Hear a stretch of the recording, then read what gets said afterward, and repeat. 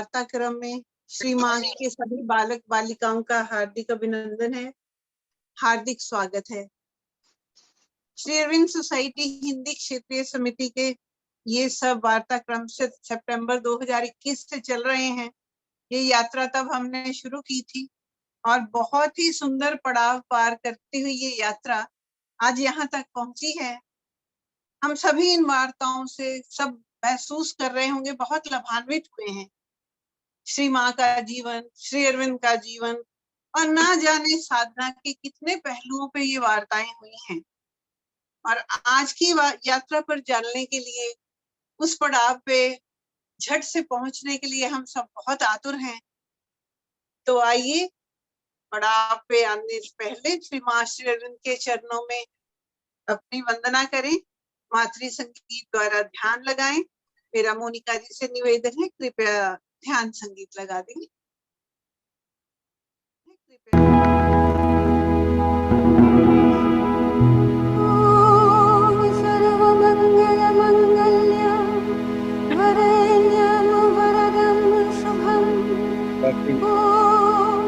नमो भगवते श्री अरविन्दाय।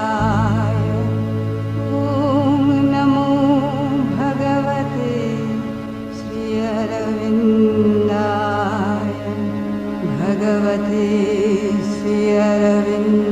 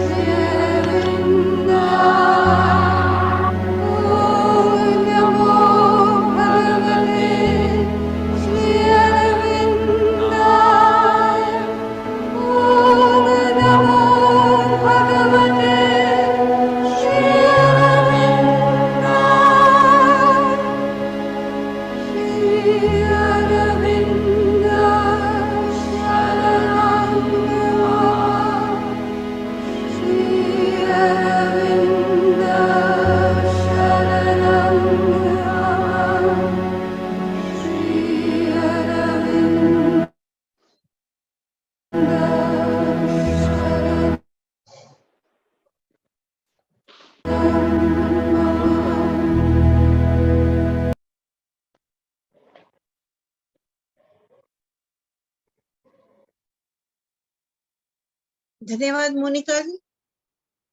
श्री माँ के सभी बालक बालिकाओं का पुनः बहुत हार्दिक स्वागत है, हार्दिक अभिनंदन है।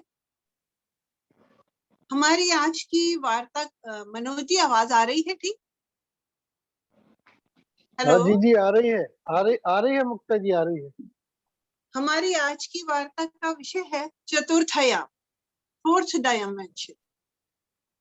आयाम का अर्थ है, अगर हम लोग बचपन से पढ़ते रहे हैं, आकार। जैसे जब ज्योमेट्री पढ़ते हैं तो दैनिक जीवन में वस्तुओं को आकार के लिए हम जानते रहे हैं, लंबाई, चौड़ाई, ऊंचाई।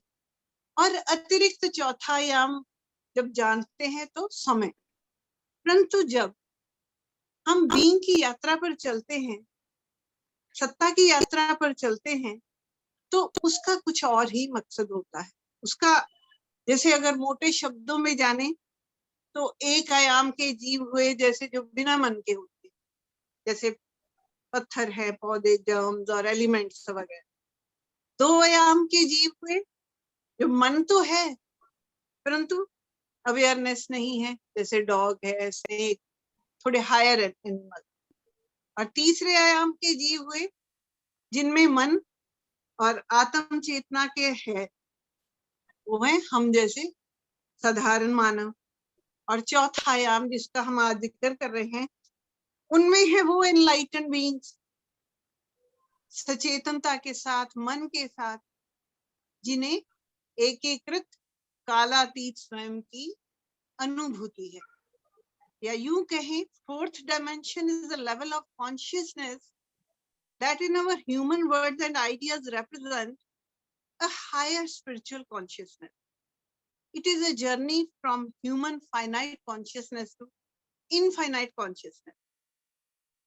तो श्री अरविंद और श्री माँ के आलोक में आज हम सबको प्रेरित करने आज हमारे बीच हैं हमारे वक्ता श्री अजीत सिबनेस जी। बहुत ही हमारे माँ के प्यारे बालक हैं, तो उनका मैं परिचय दे दूं।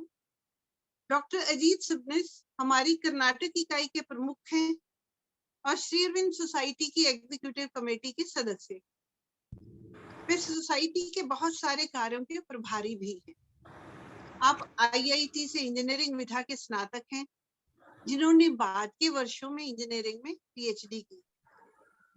उनके जैसे प्रखर अभियंता की आध्यात्मिक यात्रा से उपजे चिंतन सूत्र सुनना सच में एक दुर्लभ संयोग है। हम बहुत भाग्यशाली हैं, आप हमारे बीच में। मैं बहुत बहुत स्वागत करती हूँ डॉक्टर अजीत सिबनेस जी का। आप आमंत्रित हैं। आज की आपकी वार्ता का विषय फोर्थ डायमेंशन हम सुनने के लिए लाए थे। Thank you. Am I audible? जी भैया जी, नमस्कार, जय Shri Ram. Yeah, namaskar.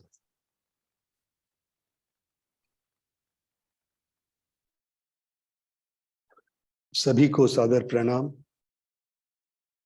and good evening to one and all. Today's topic, the fourth dimension, as Muktaji said, is very interesting topic. Actually, it can be perceived from both angles, that is, from the science perspective as well as from the spiritual perspective. As Guru Bandhus, we are all connected by the common thread of Sri Aurobindo and the Mother. So I presume language will not become a barrier.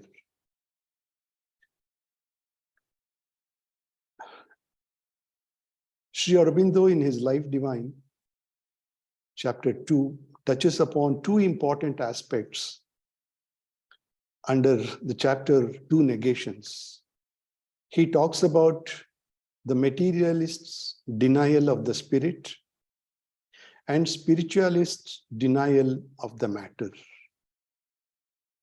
And then he elaborates it quite logically, and then establishes that these are the two facets of the same reality.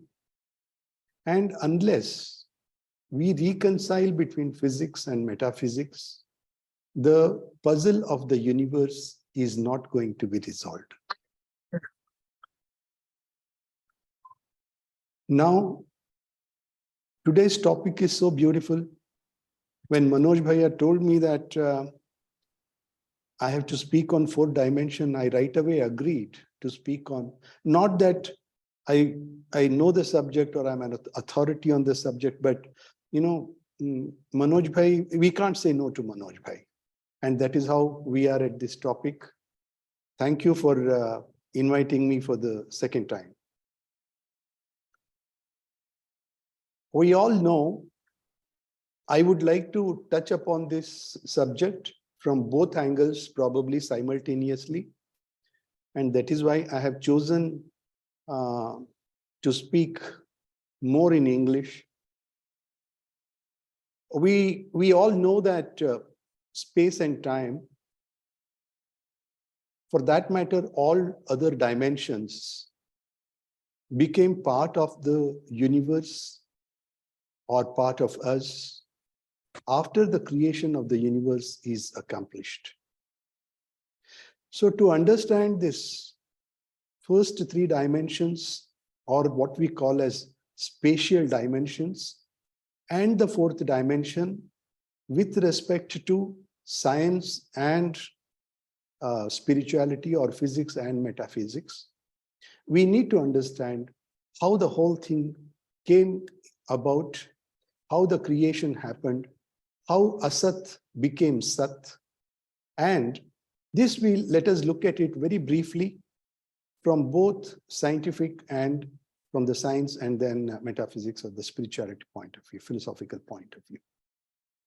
And it is, fortunately for us, there is not a too much of confusion as far as the Vedic wisdom is concerned, or the Vedic interpretation, and the modern science is concerned, as far as the creation of the universe is concerned. That is the starting point of the universe is concerned.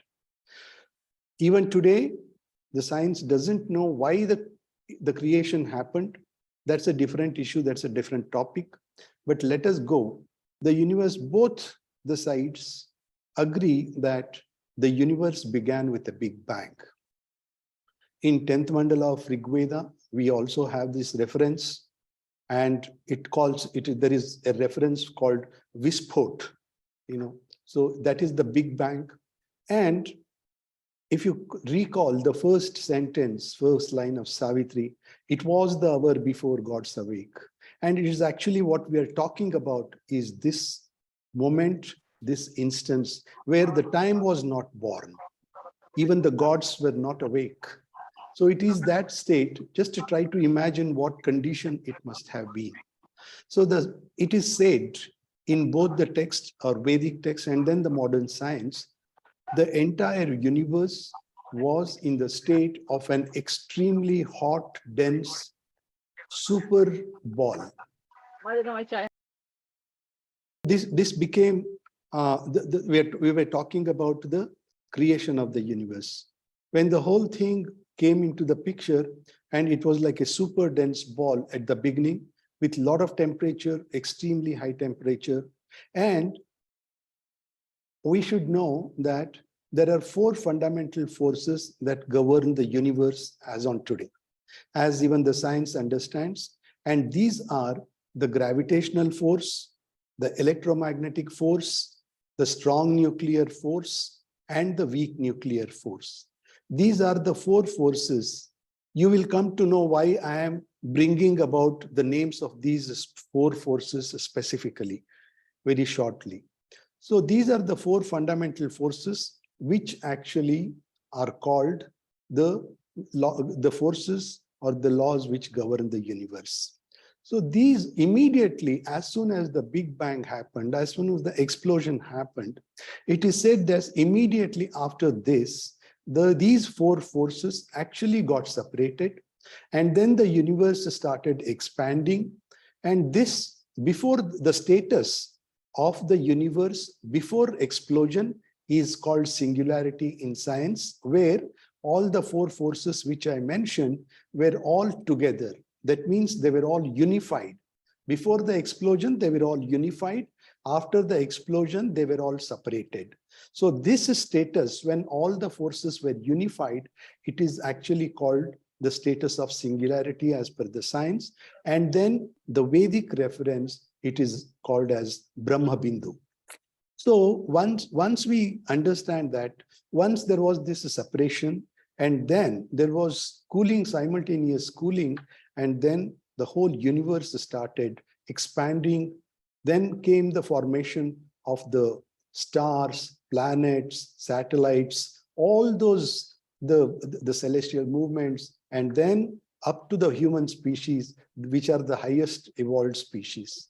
In between, of course, we had the planet, the plants, and all those things which are a part of the evolutionary process. Now, evolution on the earth was, as per the science, was also actually based on the natural selection. What does it mean in the natural selection? What it means is, now suppose all monkeys did not become men.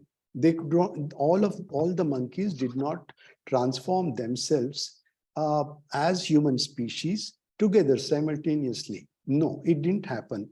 So what happens is probably a few monkeys they adopted or the skill of walking on 2 foot, and then they became experts.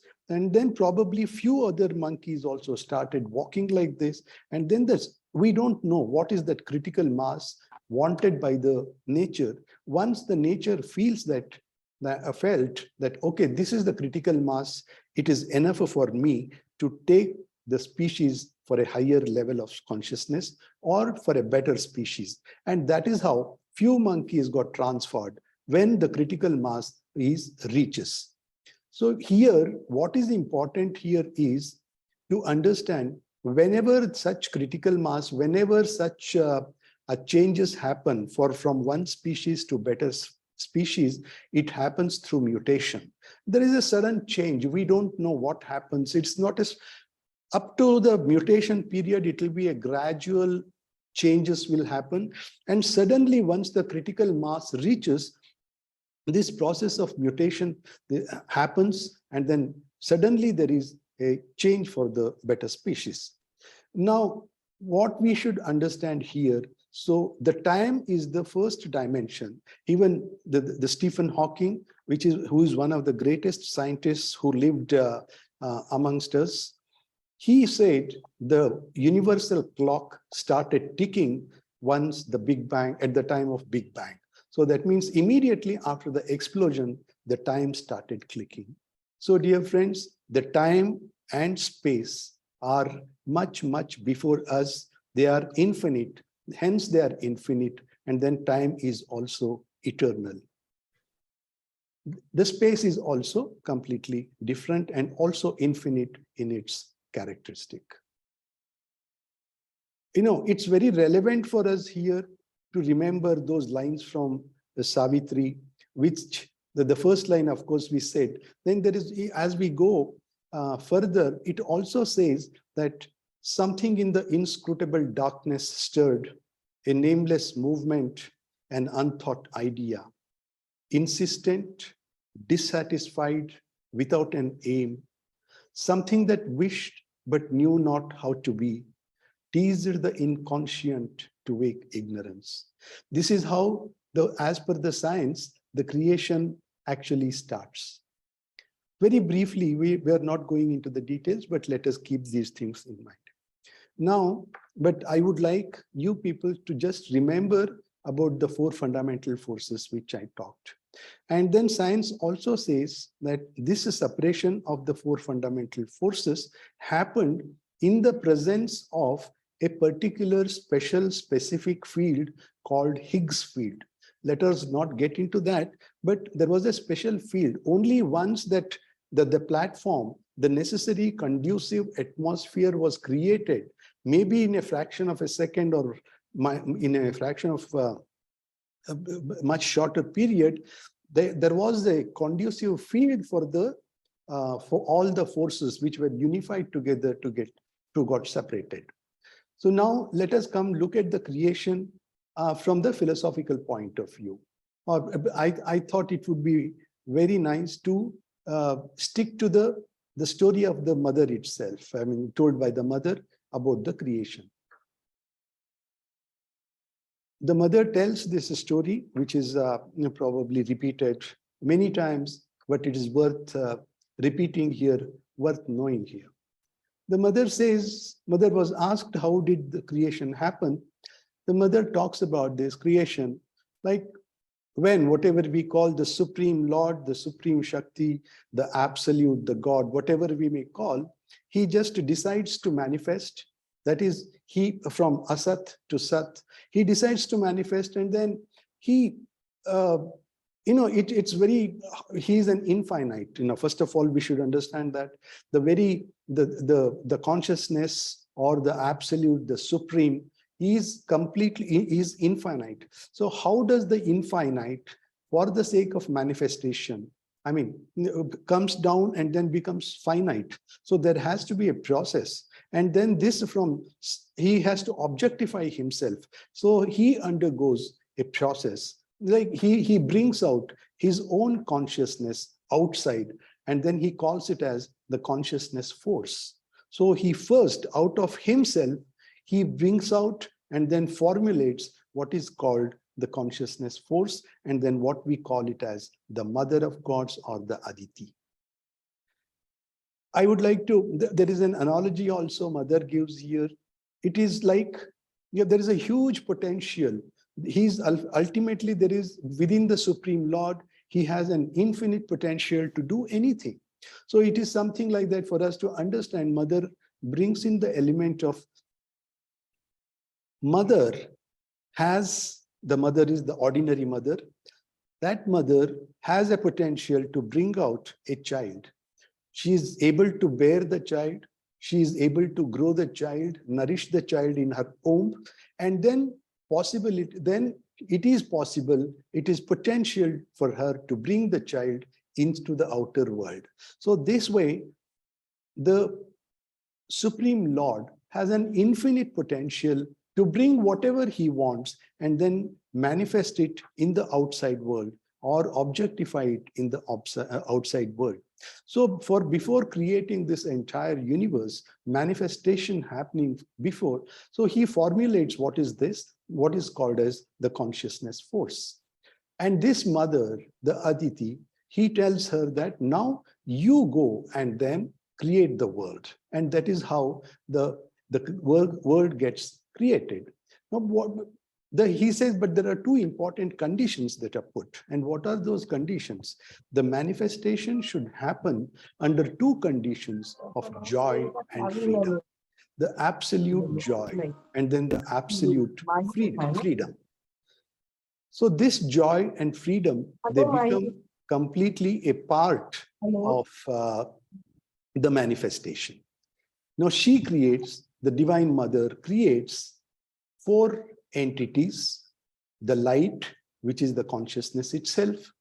Second entity is love. Third is life. And fourth is truth. So these are the 4 entities which are almost equivalent to the Godheads. She creates them, and then she pours all her energies, because she is also infinite, because she is the creation, she is the formulation of the infinite Lord himself.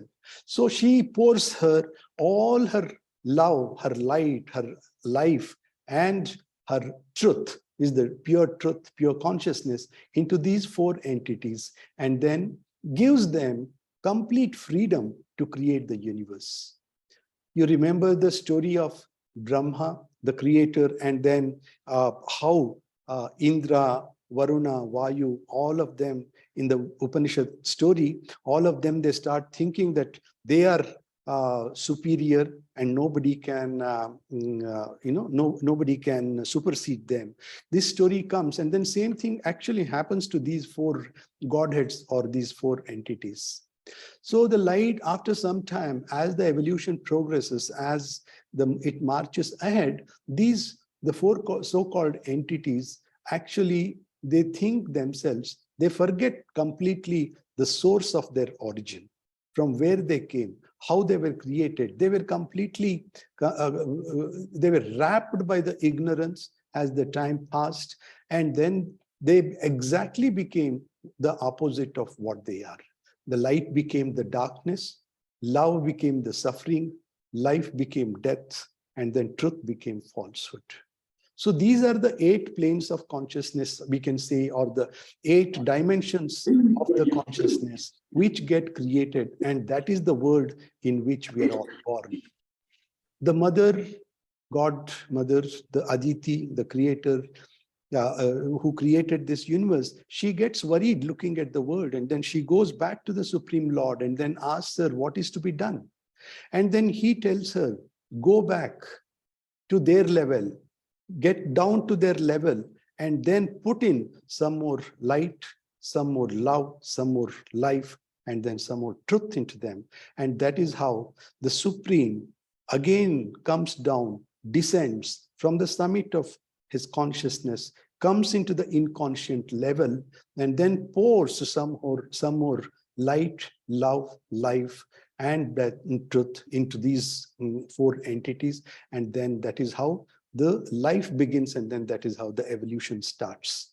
So this actually is the story which gives us complete idea how the evolution process happens during the creating the world.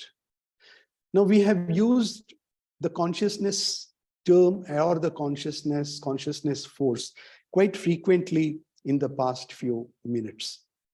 Now let us also look at it. Let us understand what consciousness is and what consciousness force is.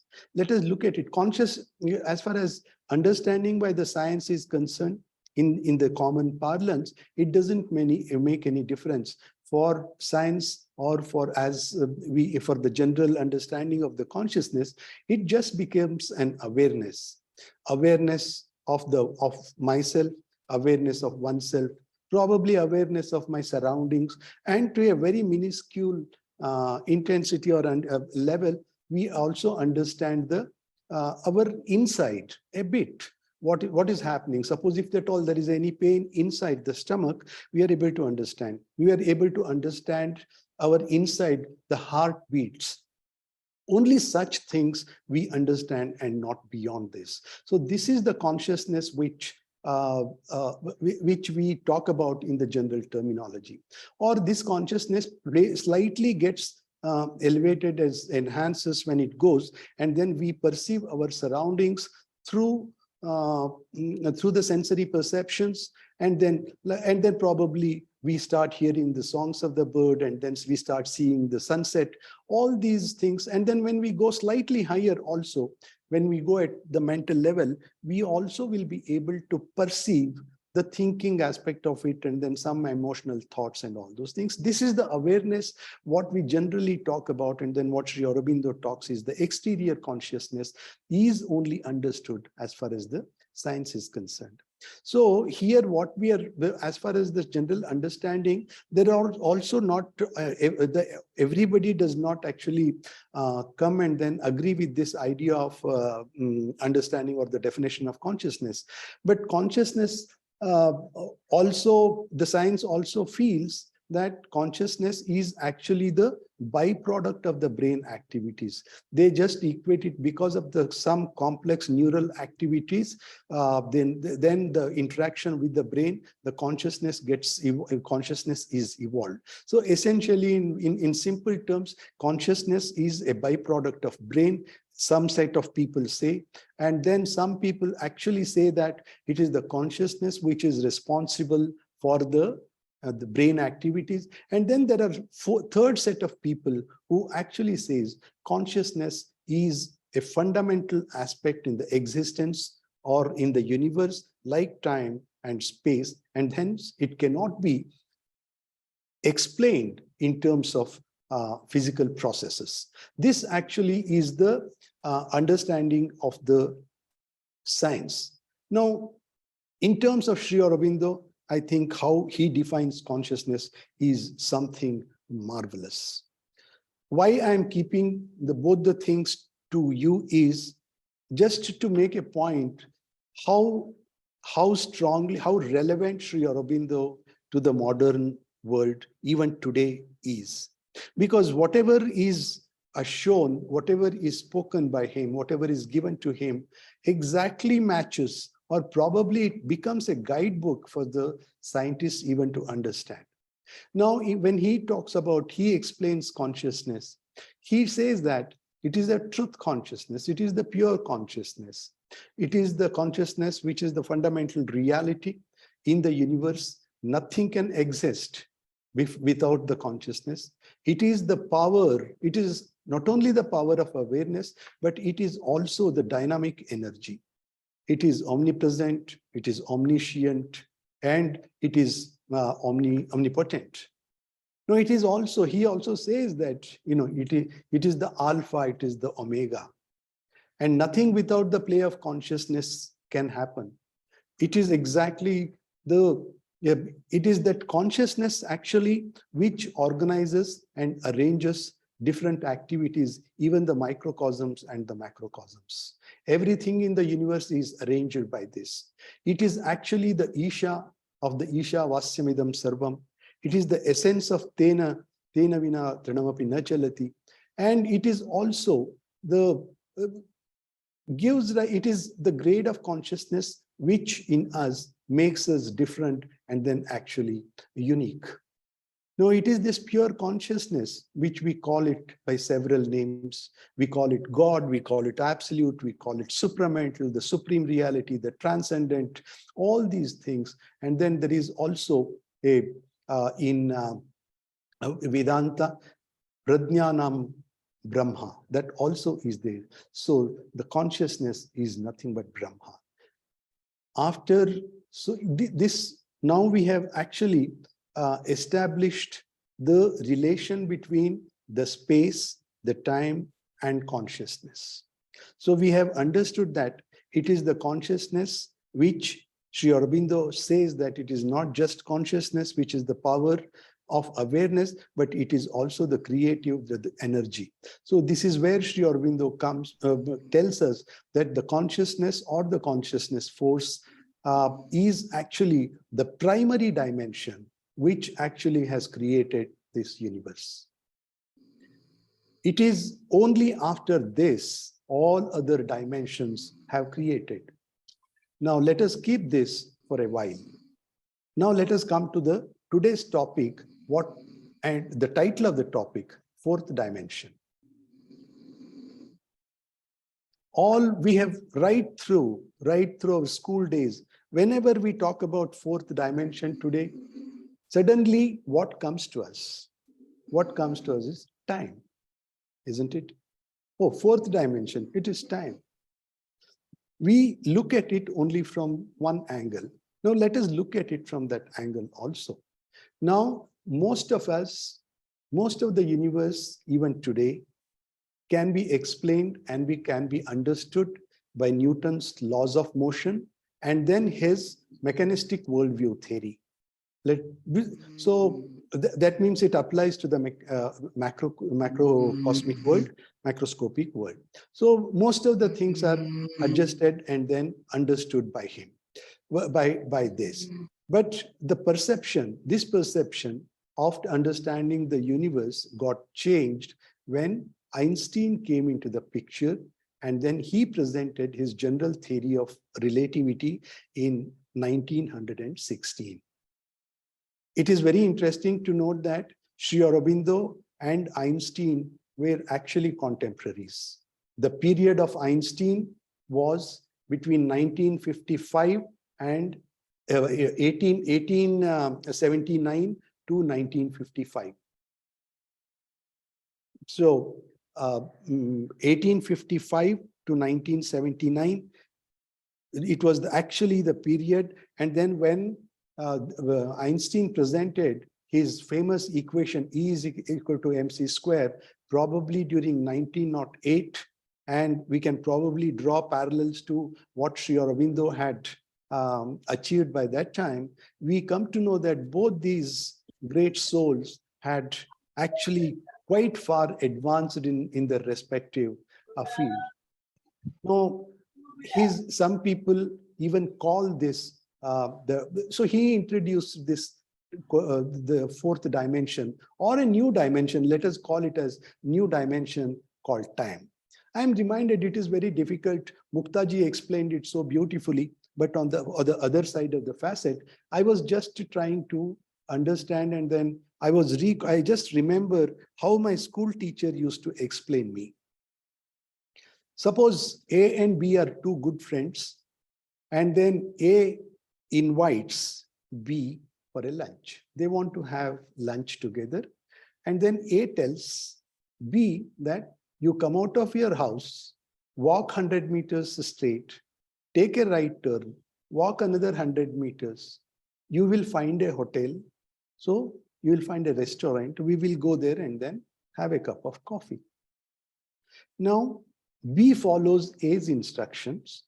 He reaches the location, goes 100 meters and then another 100 meters in the other direction. He reaches. Will they have coffee together? Yes or no. They will not be able to have the coffee together because B finds once he reaches there, it is just not a point, it is a 10-storied building. Now, because A has not told him which floor B has to come, and that means the third dimension is absent there. So he tells him that now the fourth floor in that building. That means now we have 3 dimensions, and then B is able to reach the floor, the concerned floor of the restaurant. Both of them meet and then have their coffee together. But is this a possibility? Did they really have coffee together? There is one more dimension missing. If A had not specified time, at such and such a time we meet and in this place, they would not have met. So that is how the fourth dimension, fourth time as the fourth dimension comes into the picture. Only problem issue here was Einstein gave this concept of time as a next dimension much earlier, much after we understand 3 dimensions. That is why it was the next dimension to explain the world and explain the reality in the universe. And that is how we call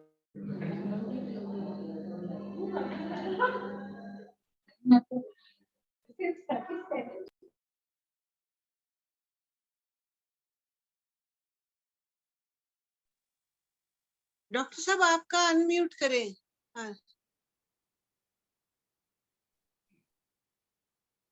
Ajit bhai, please unmute yourself. Oh, you have not heard at all? When did it go? Just 1 or 2 sentences. Okay. We can hear you very well. Okay. Did you hear the story, complete story? Yes, yes. Okay. So if now I would like to, so once we have understood the 4 dimensions, it is only the fact that the concept of time as a dimension came much later than the other 3 dimensions. That is why conveniently, for the convenience sake, for the comprehension's sake, the time as a dimension was called as the 4th dimension, next to the earlier, succeeding the other 3 dimensions. But in reality, these dimensions, the time as a 4th dimension is completely independent of the other 3 dimensions. I hope you understand. The first 3 dimensions are called the spatial dimensions, which are enough to understand the space or the universe. We as common human beings, ordinary human beings, cannot go beyond this, cannot understand this. But science talks about 4D, 5D, 6D, 7D, it goes even up to 12D. But all these dimensions beyond 3D actually become mathematical models, which is extremely difficult for an ordinary man. For a man who has attained certain siddhis, or he has elevated his level of consciousness, actually, he will be able to understand these higher dimensions.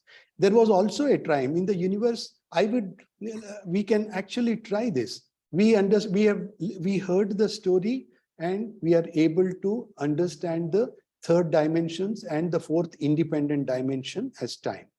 Now, I will go one step, the 4th dimension of the spatial dimension.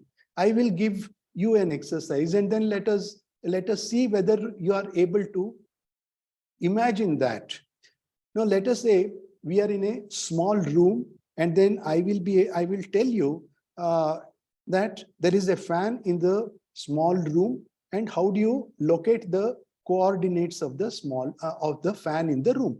It is very simple. We say in one direction it's so many meters or feet or whatever it is. In the other direction it is so much, and in the height in the vertical direction it is so much. So we have the 3 dimensions, and then we actually locate those dimensions. Now suppose if I give you another next dimension, that there is a big room And then in the big room, there is another small room which is suspended. And then there is a fan in that small room, and that small room is rotating. Now, can you tell me the coordinates of that particular fan? First of all, it is impossible to adjust that. It is not possible without mathematics. It is not possible for us to give the coordinates of that fan in the rotating room of another room. So this is actually a very next step of in the science, and they call it as the tetrasact or something like that. We get a lot of information on the Google in those people who can search for it. Now, the science also, there is a theory called superstring theory, which talks about 12 dimensions also. Now we have understood the fourth dimension as time, and then I would like to recall what we have said. This fourth dimension, time, is only for the convenience sake, because it came to it was made available to us only after the three basic spatial dimensions are given to us. Now, Sri Aurobindo actually says, it is so beautiful here that Sri Aurobindo's observation on space and time is so wonderful. Now, he explains that space and time themselves actually are the two dimensions of the supreme reality. When the supreme being, as we said, in the process of manifestation, he formulates what is called as the consciousness force. And during this process, it seems Sri Aurobindo explains that this supreme reality undergoes two experiences. And it is this time, at this moment, time emerges as his subjective experience, and then space emerges as his objective experience. So beautiful, isn't it? So the space and the time are actually two dimensions or two additional qualities of the Supreme himself. So they are two independent entities, eternal entities, along with time. So these are three independent eternal entities, and that is how everything gets encompassed, inscribed into actually them. Now, he also goes, he goes to this extent, why I call Sri Aurobindo as most relevant here. He also says that the modern science, the cube, why the cube exists, why the cube has got three dimensions. He says that it is the dimensions, the three-dimensional cube appears as a cube only because there is a subtle force within which holds all these three dimensions together. And that is the formula, that is the basic consciousness force, or that is the subtle force actually which holds all these three dimensions. And that is why the cube with the three dimensions appears to us as a cube. It is not only these three dimensions, but it is several such dimensions the Supreme holds for us.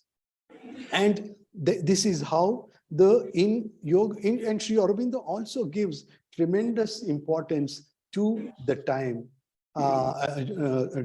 In fact, in Synthesis of Yoga, he calls Kala as the fourth aid.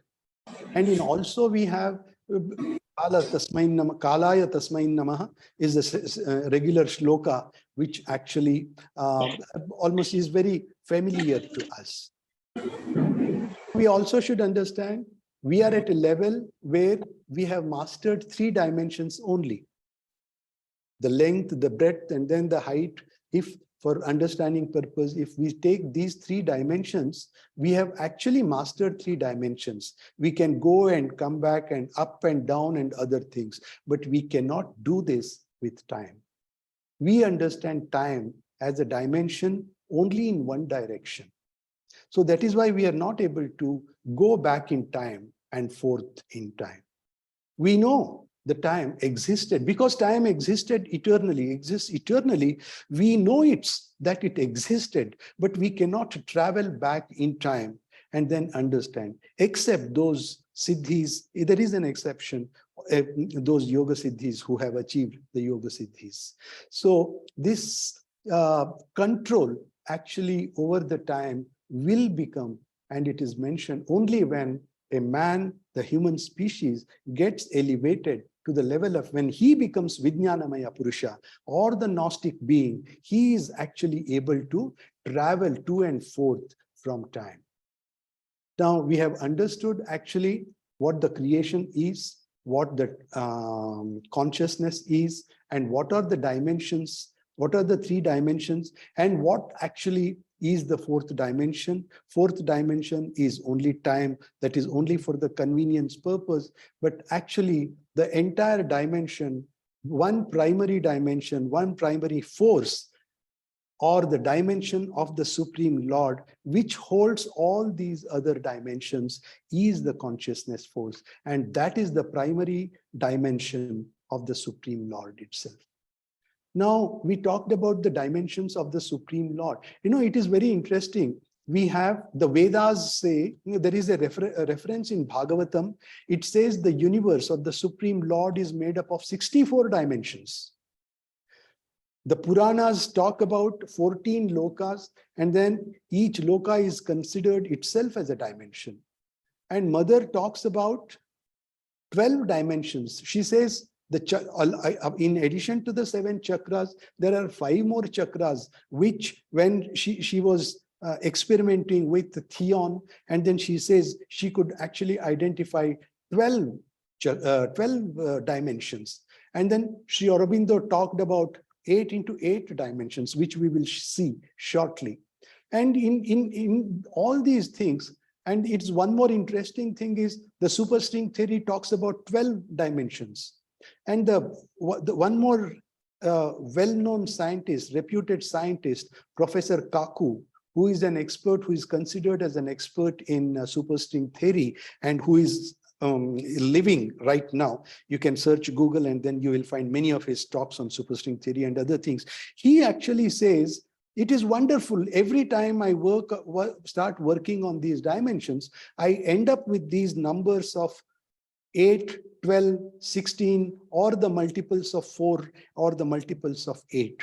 And I end up with only these 4, 8, and then multiples of 4 and 8. So this is a beautiful condition. And then so now, so far in the discussion, if you really analyze, we have always talked about in the multiples of 4 and 8 only. Now let us understand what is the cosmic dimension. Now, as far as the cosmic dimension, as Sri Aurobindo has put it, he says in the process of involution, when the Supreme came down from the summit of his consciousness, down he comes below, and then in the process there are 8 lokas which are formed, isn't it? The Satloka, the Chitloka, and then the Anandamaya Loka, and then comes the supramental loka or the Vijnanamaya Loka. So these are the 4 lokas which belong to the upper hemisphere or the Parardha. And then God probably thinks that it is not right to keep it open. That is why he puts a golden lid to the bottom of the 4th layer. So see here, even in the Parardha, that is in the upper hemisphere, the 4th dimension is consciousness. You notice it? It is Sat, Chit, Ananda, and then the 4th dimension is the supermind in the Parardha, in the upper hemisphere. So then the golden lid is put, and that is the lid which is the lid between the overmind and the supermind. And in the Aparardha, in the lower hemisphere, the other 4 worlds he creates, again is from the bottom if you go, it is the Annamaya Loka, Pranamaya Loka, Manomaya Loka, and then all supporting all the 3 is the Chaitya Loka. So in the bottom half also, there are 4 lokas and the 4 creations. And then even here, if you see also from the bottom, if you take the matter, and Annamaya Loka is the 1st dimension, 2nd dimension is the Pranamaya Loka, third dimension is the Manomaya Loka and Chaitya Loka actually. And then the fourth dimension is the Manomaya Loka, which again is nothing but the reflection of the supermind, and hence it is nothing but the fourth dimension also in the upper ardha, in the lower hemisphere, is consciousness. So this is how actually we talks about. And then here there is somewhere I could not actually trace the reference part of it. And then when these 8 lokas, when this Sri Aurobindo describes actually he beautifully describes it in the Life Divine, sevenfold chords. In that chapter, he describes how the entire creation happened. And even, in fact, the Sankhya philosophy also talks about 25 dimensions in how the universe principles and the dimensions of the universe. So it actually, the lower hemisphere and the upper hemisphere are the two existences which actually a sort of refraction of the Supreme Lord in the inverted order of the ascent and then descent. So these cosmic dimensions also tell us the fourth dimension in the upper and then lower hemisphere also relates to consciousness and the consciousness force. So this is how the cosmic dimension works out. And when we come to the individual dimension also there are quite a few theories which talk about individual dimension. The Upanishad, the Vedanta talks about the 5 layers: Annamaya Kosha, Pranamaya Kosha, Manomaya Kosha, Vijnanamaya Kosha, and then the Anandamaya Kosha. And then we all have heard the story of Bhrigu and going to his father Varuna and then asking him about that, and then how he explains the complete beautiful explanation in Taittiriya Upanishad, which comes and then explaining the few layers of the human construction. But as far as Sri Aurobindo is concerned, he goes much beyond this. And then he says, essentially, if we start studying Sri Aurobindo, we understand that the human construction has 3 systems, and one is the surface system, which actually relates with our exterior consciousness and surface consciousness, our day-to-day life, the mundane life, etc. All these things, this belongs to the outer surface system, which is one of the dimensions. And it is here we have the outer physical, outer vital, and then the outer mental. And the beings is also corresponding beings are there. The second system is actually the subliminal system, which comprises of the inner beings and the innermost being, or the inmost being, what Sri Aurobindo calls. Inmost being is the psychic, and the inner being is like the outer being. We also have inner physical, inner vital, and inner mental. It is this inner physical which Sri Aurobindo also calls it as the subtle physical. So this is as far as the Indian, and we are not, then the third important aspect is the vertical system. The third system, along with the out surface system, which is the outer being. The second system is the subliminal system, which is the inner being, and then the inmost being. There is a third system which actually comprises of ascending and descending series of consciousness within the man, so within the individual. So these ascending and descending series of consciousness actually varies from the inconscient level to the supreme truth consciousness level. Sri Aurobindo, as we know, Sri Aurobindo actually details the gap between the inconscient and the supermind is huge, and that is how he establishes several. He bridges this particular thing, and he establishes between the ordinary mind and the supermind, the higher mind, and then the illumined mind, intuitive mind, overmind, and then supermind.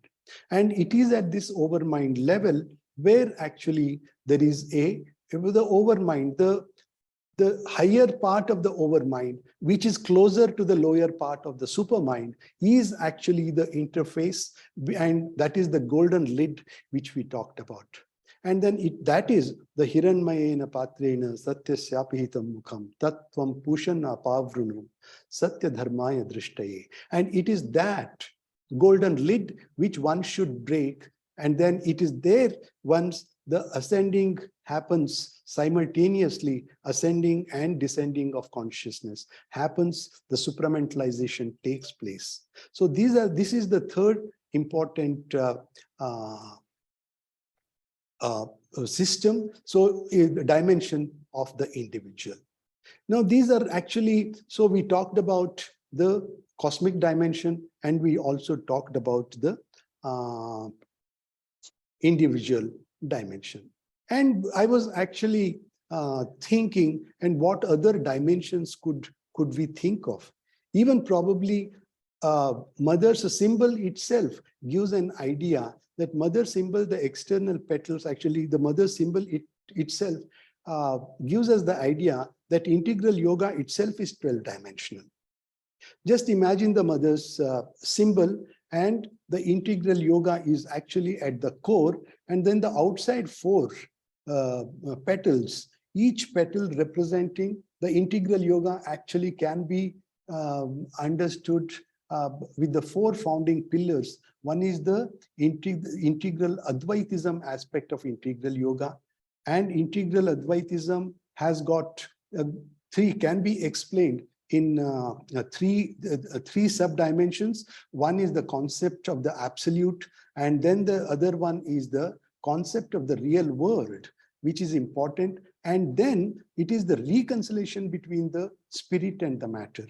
This forms the essence or the sub-dimensions of the primary dimension of integral Advaitism, of integral yoga. And then the second set of the dimensions, the sub-dimensions, comes as Sri Aurobindo's yoga is nothing but the evolution of consciousness itself. And in this evolution of consciousness, if we take as one of the pillars, we have evolution, devolution, and involution in the reverse way. So these are the 3 dimensions. So the third pillar itself, Sri Aurobindo talks about, is the self-discovery aspect. How do we self-discover? What is the self-discovery? Is nothing but the 3 dimensions, individual dimensions, what we talked about, the outer being, the inner being, and the vertical system, the ascending and descending series of consciousness. And actually the 4th pillar is the pillar of sadhana. How do we achieve the sadhana? How do we come to the goal? How do we achieve the goal of integral yoga? This is what Sri Aurobindo talks about. And then the fundamental pillar of this aspect is the triple transformation, which talks about. So in this triple transformation, we have psychicization, and then we have spiritualization, we have supramentalization. This actually, so 4 pillars, every pillar with 3 sub-dimensions, which actually gives us 4 into 3, 12 dimensions of integral yoga. So here, I think it's almost 1 hour, and this is basically what I wanted to say in terms of the dimensions which we are talking about today. And in conclusion, what I would like to say is 4th dimension is actually only for the general understanding purpose. The 4th dimension need not be confused with let the science for the general understanding, let us go ahead with the time. It is only an additional dimension. In fact, it is the first dimension in the other domain. So first 3 dimensions are actually the spatial dimensions. The time as a dimension, it is called phenomenal dimension. And some scientists or some people are also calling it as phenomenological dimension. Phenomenology is a study of consciousness how in human development. So even there, the consciousness is coming into the picture. Few decades back, consciousness was never even considered by the science, and it was not completely left out. But it is only in the recent times the consciousness and the spiritual, the science is also considering very seriously. A lot of studies are going on, and the physics and metaphysics, so science and spirituality are showing trends of convergence. And dear friends, I think this is all I had to say about today's topic. And I once again thank you very much for giving me this opportunity to share some of the things. Can I have a and then if there are any questions, we can discuss them. Thank you very much. Ajit, can I have I have a quick question with you. Yeah. Ajit, can you hear me? Yeah, I can hear you, Pradeep Bhaiya. I can hear you. You have encapsulated the whole of Life Divine today, right? Yeah. You packed in 1 hour. You packed in I don't know how many hours today, right? I mean, I thoroughly enjoyed your talk. I wish you had broken up this talk in maybe four stages. Yes. But you know what you've packed in is difficult to contain mentally, right? So I mean, some of us who have read Life Divine realize that you have, if you put Life Divine before us in a capsule practically, you know. So what I want to understand is when we say that we are limited by time and space. We're talking of the spatial dimension and time, right? We're talking about the two dimensions of this time. Yeah. We're limited by time and space. So how do we when we go beyond that, when we go beyond the limitation,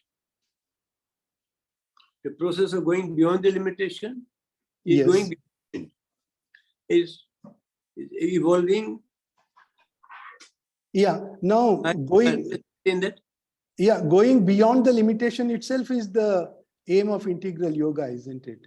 From as we go higher and higher into the consciousness, and once we merge with the Supreme, that is, once the supramentalization happens in an individual, then he becomes one with the infinite. Then we are not limited by space and time.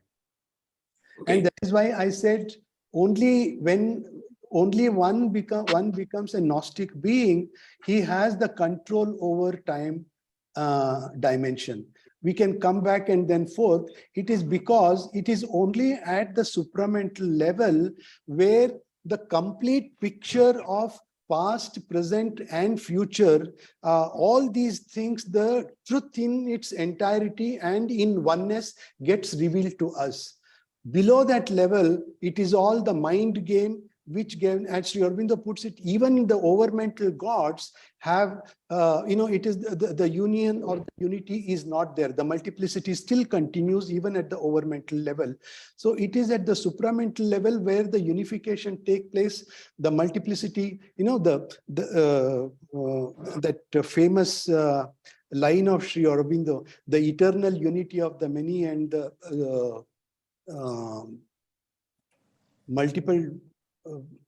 There is that line. I'm not able to recollect it now. So the many becoming one and the one becoming many happens only at the supramental level. And once we reach that level, we go beyond the limits of space and time. Yeah. Tell me, you have given the, you mentioned the 12 petals. And you talked of the 12 dimensions. Yeah. Yeah, the inner four, the 4 powers that you talk of the mother, basically. And then the outer 12. And you call it the 12 dimensions. 12 virtues, we call it, and then we talk about the four major powers of the mother. So we're talking of 16 here. Yes, in a way, yes, 16. So, but you're talking of the 12 dimension that Yeah, Taking no, it- the 12 dimension of integral yoga, what I did is only my interpretation. I was actually trying to use mother's symbol to understand how can we understand integral yoga using mother's symbol. And then when I was thinking about it, and then this gave me an idea that the mother symbol can be beautifully explained. And then if we fit the dimensions there, the primary dimensions and then the sub dimensions to it, the Sri Aurobindo's integral yoga, you said it has to be split in 3 or 4 units, and probably this can be done in these dimensions under one pillar. I said pillar actually, so they're not the powers of the mother, and as I explained, there is the understanding of the integral yoga. That is how for my understanding, I had done that, and then I just shared it with you all. No, it's wonderful. I'm feeling very, very happy, very enlightened by your entire talk. I really beautifully prepared, and put in just 60 minutes. It's amazing. I've greatly enjoyed this. Thank you, Pradeep. Yeah, any other question? कोई प्रश्न हो तो पूछ सकते हैं।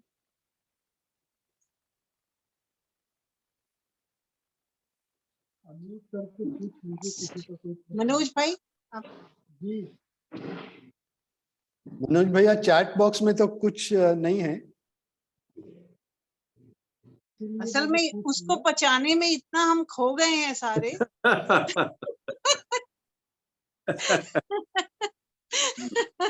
पचा के नहीं अभी तक। हाँ, अभी पचा नहीं है। Okay. I don't know whether it is a bouquet or this thing, because That's beautiful. Beautiful. So wonderful talk. आलोक तुलसियान जी कुछ बोलना चाहते हैं। आलोक जी अनम्यूट। मनोज भाई थोड़ा जोर से, we are not able to hear you. I can't hear you, Manoj. Can't hear you. मेरी आवाज आ रही है आप लोगों को? आ रही है। हाँ, अभी ठीक है। मैंने कहा आलोक तुलसियान जी कुछ बोलना चाहते हैं। हमारे बीच बचाने की कोशिश कर रहा हूँ।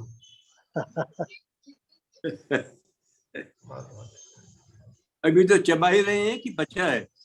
चबा ही रहे हैं सर। अभी तो चबा ही रहे हैं। चबाते चबाते इतना समय निकल गया।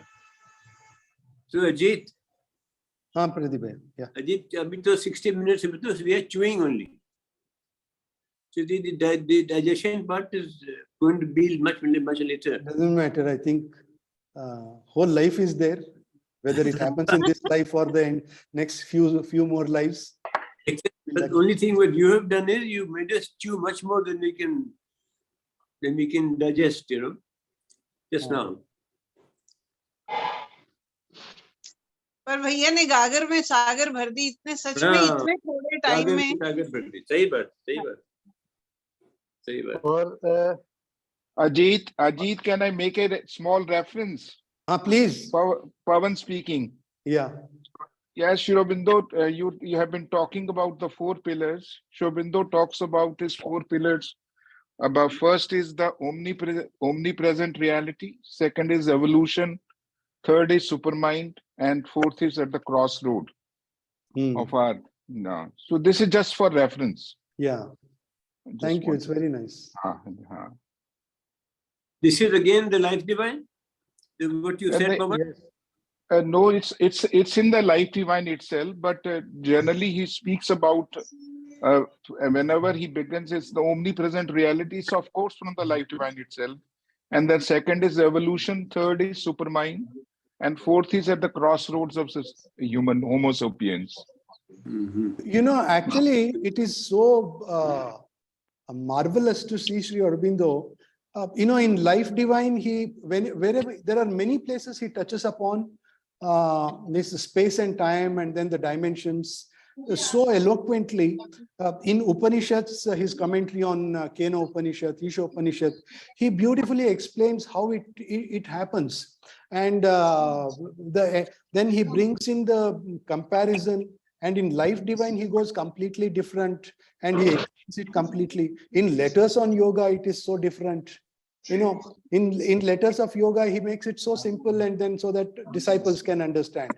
But in his Life Divine, it really takes a lot of time to understand what he means by space, what he means time.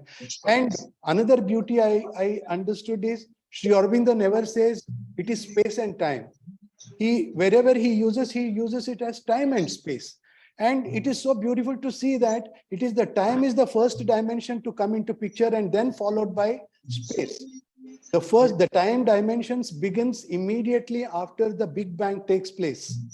It is only after the expansion of the universe as it cools down, then the space goes on forming, and then even as on today, as per science, the universe is expanding. That is why we call it as expanding universe.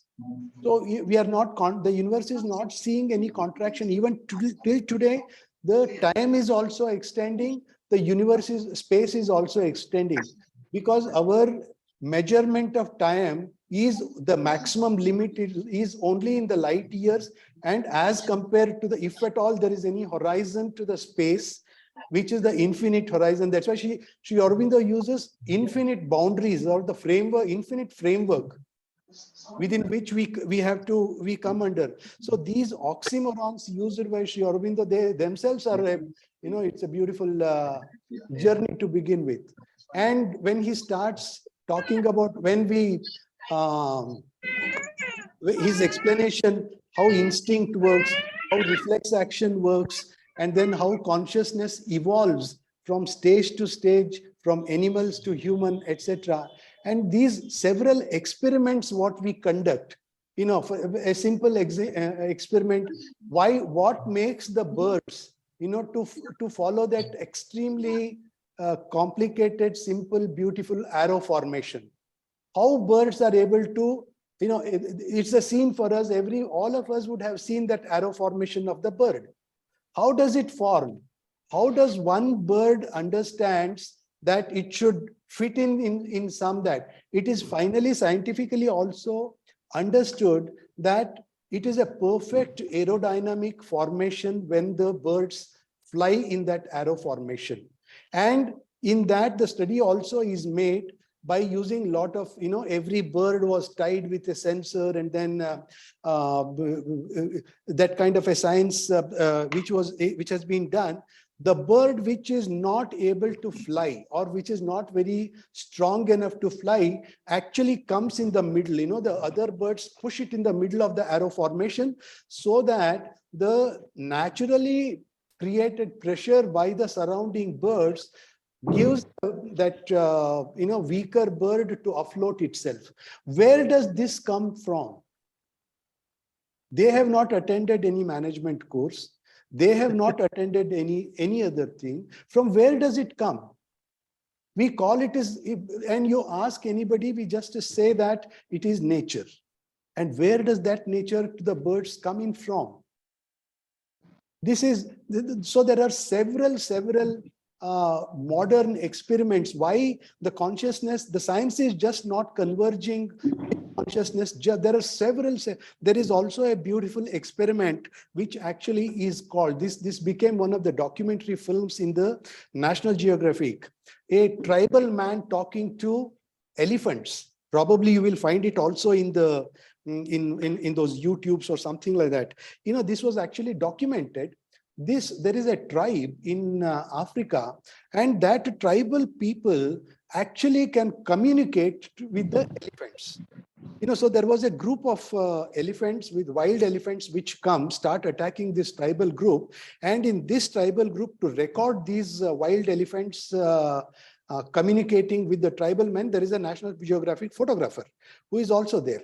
And then these people call the elephants, and those wild elephants actually recognize the presence of a non-tribal in the group. So they start chasing them. They come, and then the documentary film gets recorded only till the time the camera is broken by the elephant. And then he says, this is where then the tribal people again communicate to the elephants, and then the elephants go back. And when you see these things, science gives a complete different explanation, but isn't it a knowledge by identity? What Sri Aurobindo talks about. This is purely knowledge by identity. That means you identify ourselves, one in all and then all in one.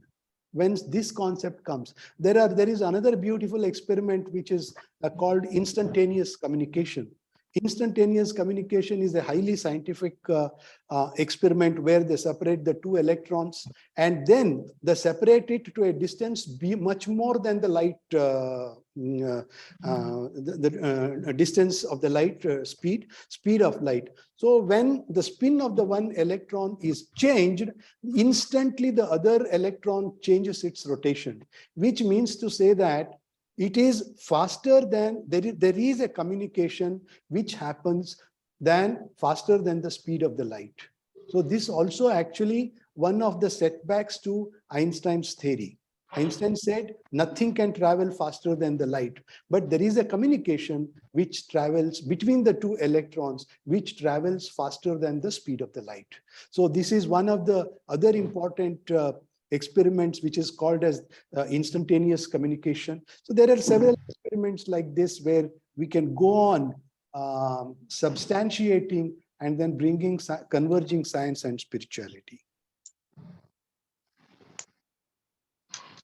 Thank you. There are some 4 chats. If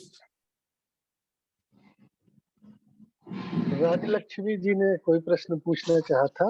Rajalakshmi madam, आप कुछ पूछना चाहती थी?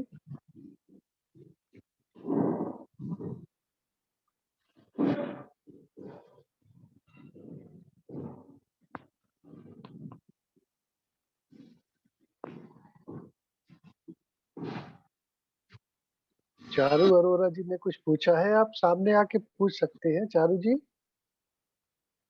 जी, thank you, sir. Thank you, Bhaiya. I have read somewhere, a long time back, the 4th dimension is called the Turiya. That is the silence between two sounds, like Om. So is that the same thing? Yes, I mean that we are talking about the same thing, when we talk about the consciousness in 4 stages of consciousness, isn't it? Awakening state, that is the dream state, sleep state, and then the 4th state is the Turiya state. That is where actually those are the, so now this dimension has got a different meaning at every step. One is the dimension, what we talked about as a unit, we talked about as a spatial dimension. Now suppose if I say Sri Aurobindo has a multifaceted or the multidimensional personality, we have a different meaning for the dimension, isn't it? So these are the 4 stages, the 4 states of consciousness, the waking state, and then the dream state, sleep state, and then the final state is the Turiya state, which is actually the Samadhi state also. Which is almost equivalent, where we go deep into it and then forget about ourselves, where the consciousness is working, but we are not completely aware of anything else. This is Ajit. Thank you. Maybe Ajit, can I ask you a question? Yeah, you mentioned the elephants, this communication with elephants. There's also a movie called The Horse Whisperer. And now there's a dog whisperer also. Oh, dog whisperer, yeah. And horse whisperer. So in fact, now they're communicating with more and more species of animals. Yes. I mean, the recent Oscar award winning movie, The Elephant Whispers. Yeah. Right. I think there is nothing but 2 human beings communicating and then completely understanding the languages of the elephant itself. So. Well, there are many more questions, but there's not enough time. नहीं time का कोई नहीं भैया, किसी के पास प्रश्न हो तो you were talking so much about the life divine, and you say that Savitri, is life divine in poetry. Yes, yeah. So I mean, this is a very loaded statement that is being made, and can you? No, according to me, Savitri is Sri Aurobindo's experience as he grew and then touches the supramental level. And then that is why he keeps it, revising it even till the end. So, Premananda Kumarji used to say this beautifully, that, this is, if life divine is, Tattva Grantha, it's completely the Siddhanta, his philosophy, his principles, and all those things actually is in life divine. And then Savitri is like Parayan. It's a daily recitation where it is the experience. Actually, we become one with Savitri. I don't know. So everybody feels differently when they read Savitri. But when it is said that Savitri is life divine in poetry. Naturally, because So what it means, I think, I don't know. no, what it means actually is in life divine, as I understand Pradipaya, in life divine, he says, let us say if he talks about the possibilities, that life divine, it is possible for an ordinary human being to rise to the level of supramental being, and then it is possible for to bring down the supramental consciousness into the earth consciousness. It is a possibility, and then all the possibilities, descriptives, everything, how it is done, the theoretical aspect of all these possibilities is given in life divine. But how do you do it? Did you do it? Have you done it? Is it possible to do it? That actually is the experimentation done by Sri Aurobindo himself, on himself, and of course by the mother. And both of them have actually shown step by step how they climb to the level of supramentalized. Great. Very nice. Very nice. And that is how all the words and descriptive words. And then every time the experiences change, Sri Aurobindo probably revised those lines in Savitri. Even up to the last minute. Yes. Even in 1948 also. Yeah. You know how unhappy Nirodha used to be when every day he used to revise. And he was his scribe. And he used to say, now you can tear that up. So he used to say, what beautiful lines you've written, why are you tearing it up? He said, no, that's of no use anymore. He used to go, and the amount of papers that he tore, he was not allowed to keep them, by the way. What he wrote, he had to tear it up. Right. Yeah. So anyways, beautiful interaction. Thank you so much. Thank you, Pradeep Bhaiya. Thank you, Bhaiya. Thanks a lot. Thank you, Mukta. Manoj ji, आप अगला कार्यक्रम. ये पहले तो मैं प्रदीप भैया को बहुत धन्यवाद देना चाहता हूं कि उन्होंने आज समय निकाला. और हमारे जो भी गणमान्य साधक यहाँ हैं, अलग अलग सेंटर ब्रांचेस से, सोसाइटी के बाहर के भी बहुत सारे लोग हैं, तो मैं सबका बहुत शुक्रिया अदा करता हूं. अजीत भैया ने बहुत विस्तार के साथ आज अपनी बात कही है. चूंकि उन्होंने अधिकतर बातें अंग्रेजी में कही, तो उसका कुछ मैं सारांश उन लोगों के लिए जिन्हें अंग्रेजी समझने में दिक्कत होती है. उन्होंने सबसे पहले बिग बैंग थ्योरी के माध्यम से क्रिएशन के विषय में बताया. उन्होंने कहा कि क्यूब हमको 3 डायमेंशनल दिखाई देता है क्योंकि उसके भीतर एक परम की चेतना है जो उस 3 डायमेंशन को होल्ड किए हुए है, और वो जितने डायमेंशन को दिखाना चाहती है उतने हमें दिखते हैं, वो उसकी प्रज्ञा प्रकाश में हम देख पाते हैं. सांख्य दर्शन में उन्होंने बताया कि 25 आयामों की बात कही गई है और 14 लोक या 14 भुवन की चर्चा हमारे पुराणों में है. फिर वे कहते हैं कि 7 चक्रों के अलावा 5 और चक्र हैं. 7 चक्रों की तो चर्चा हम लोग हमेशा पढ़ते ही है. और फिर श्री अरविंदो ने एक स्थान पर 8 गुणे 8 8 into 8 64 डायमेंशंस की चर्चा की है.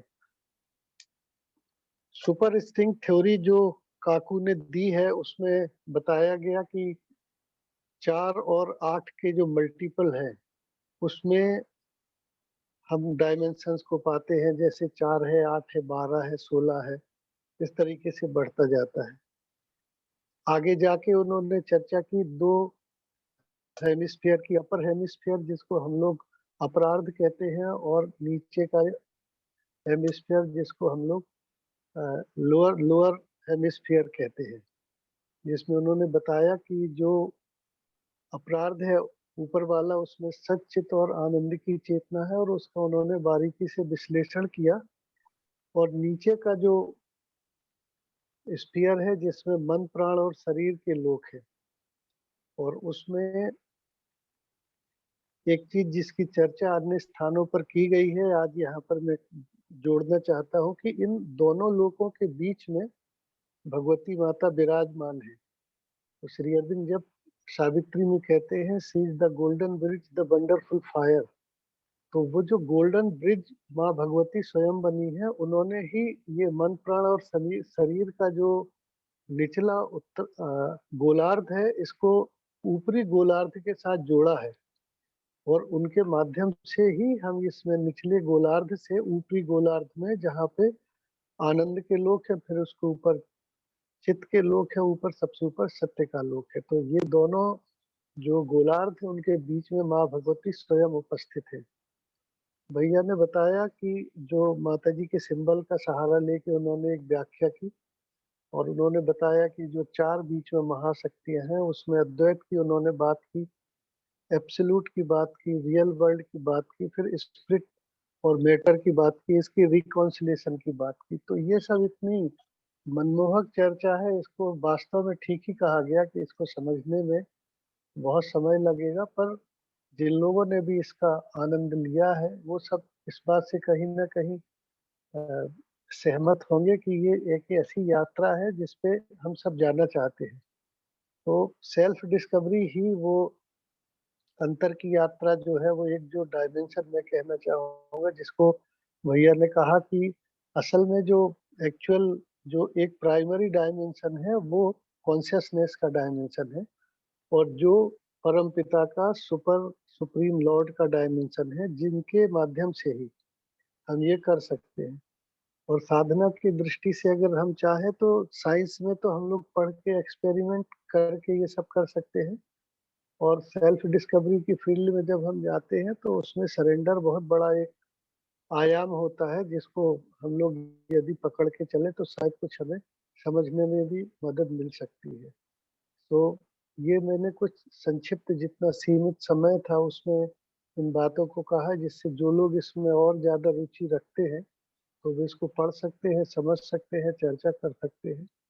आज यहाँ जितने लोग उपस्थित हुए हैं उन सबको मैं विशेष रूप से बहुत धन्यवाद देता हूँ, और हिंदी क्षेत्रीय समिति की ओर से ये जो कार्यक्रम चल रहा है इसमें हमारा हमेशा ये प्रयास रहता है कि अच्छे से अच्छे और विभिन्न विषयों के जो विद्वान हैं, जो श्री अरविंद और श्री माँ के माध्यम से ये जो वैचारिक यज्ञ है इसमें आए और अलग अलग विषयों पर अपनी बात रखें।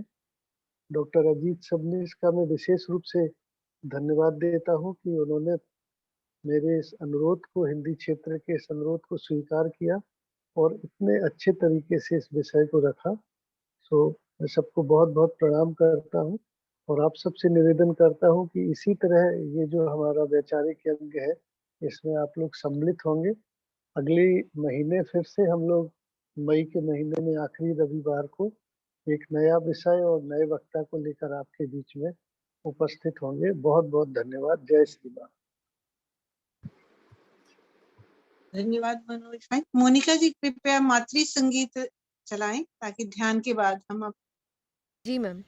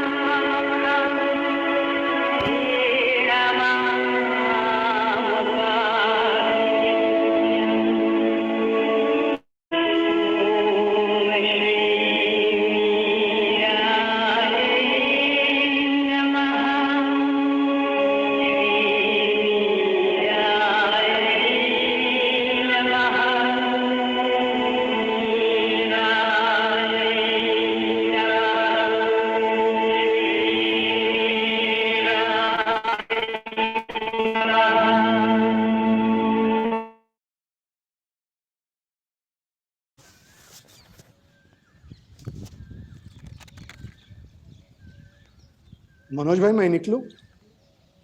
जी भैया, once again thank you very much. Thank you very much. सबको प्रणाम।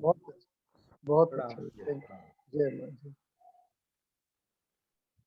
भैया को भी बहुत बहुत धन्यवाद।